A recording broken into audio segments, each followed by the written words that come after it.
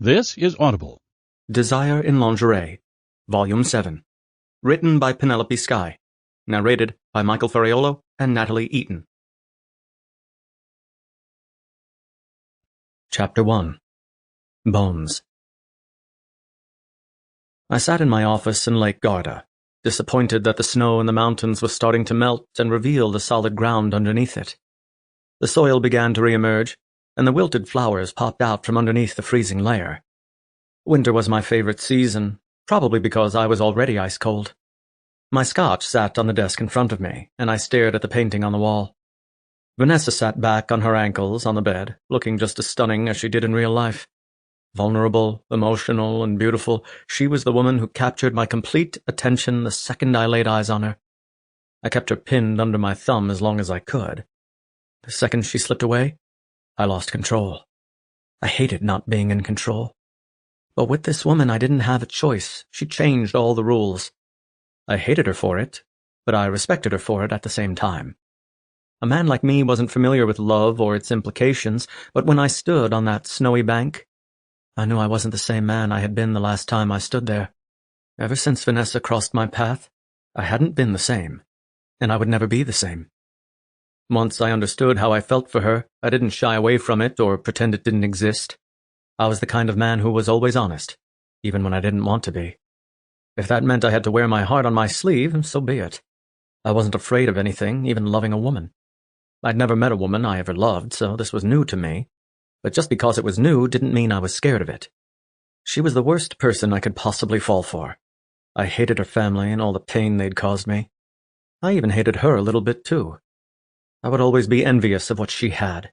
The love of two complete parents and wealth that would last a lifetime, while I lived on the streets. But whatever I felt for this woman was stronger than that.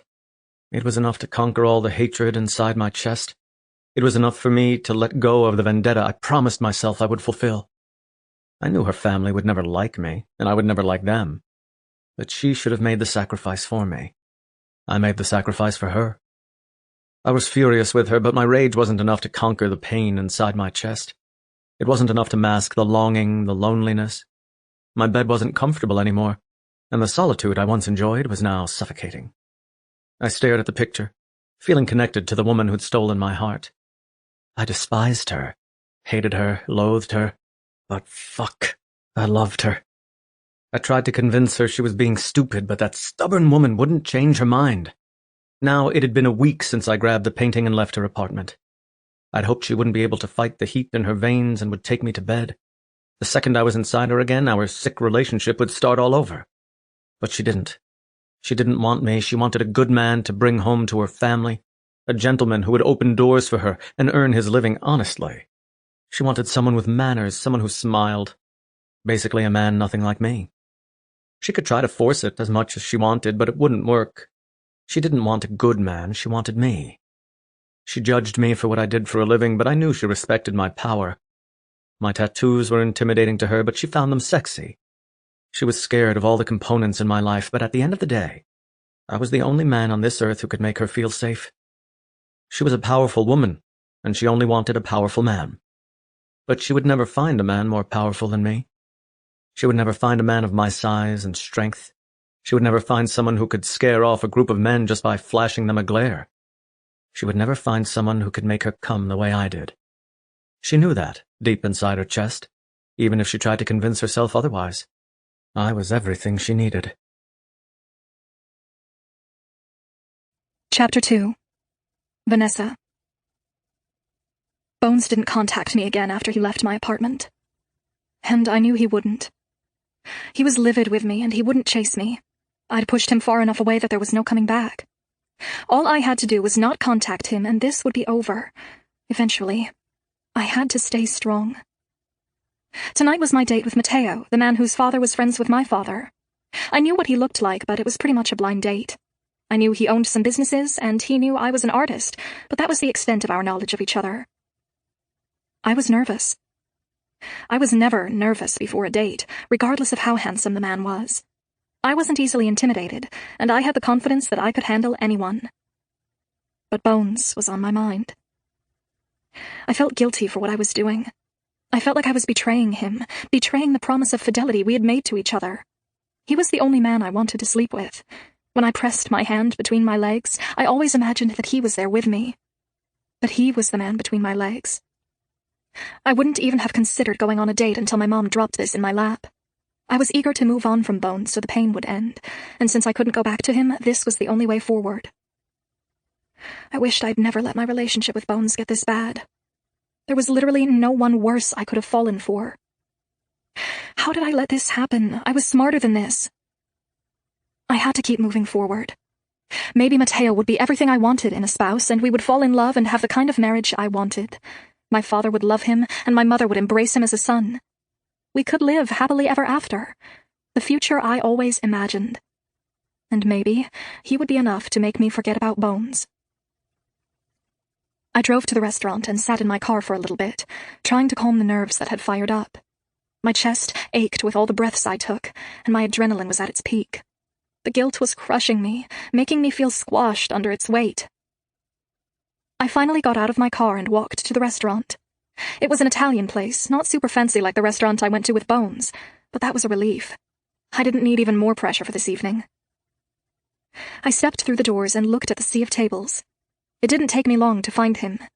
He was sitting alone at a table, wearing a black V-neck with a black blazer on top.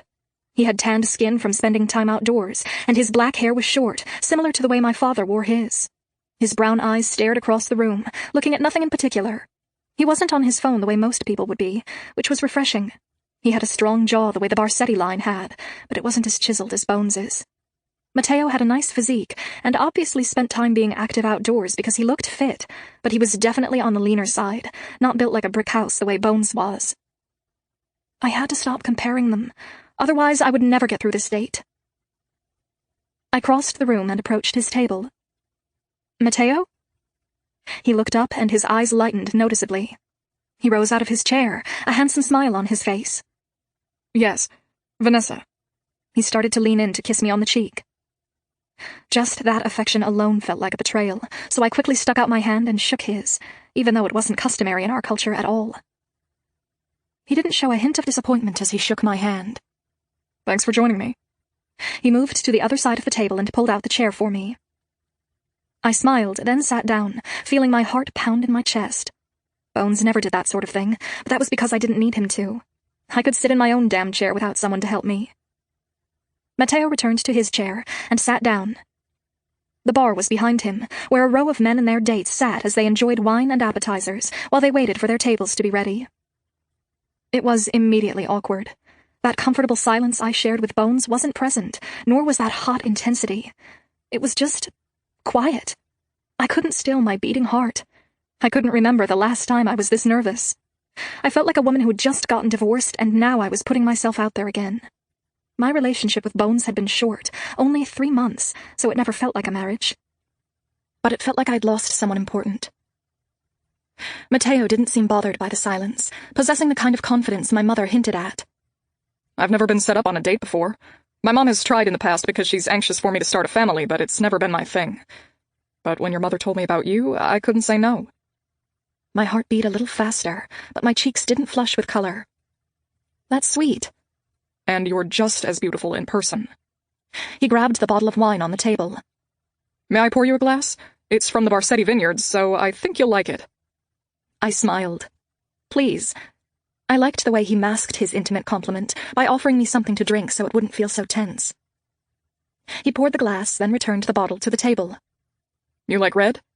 Both. The corner of his mouth rose in a smile. Good answer. I do too. Now that we'd pushed through the beginning of the conversation, it didn't feel so awkward anymore. He seemed charming, polite, and not overly attentive. He was a handsome man who could get a woman anywhere at any time, so I knew he didn't need this date. He was only there because he wanted to be. My father has nothing but good things to say about yours. He says he's a very respectable man. He's honest and full of integrity.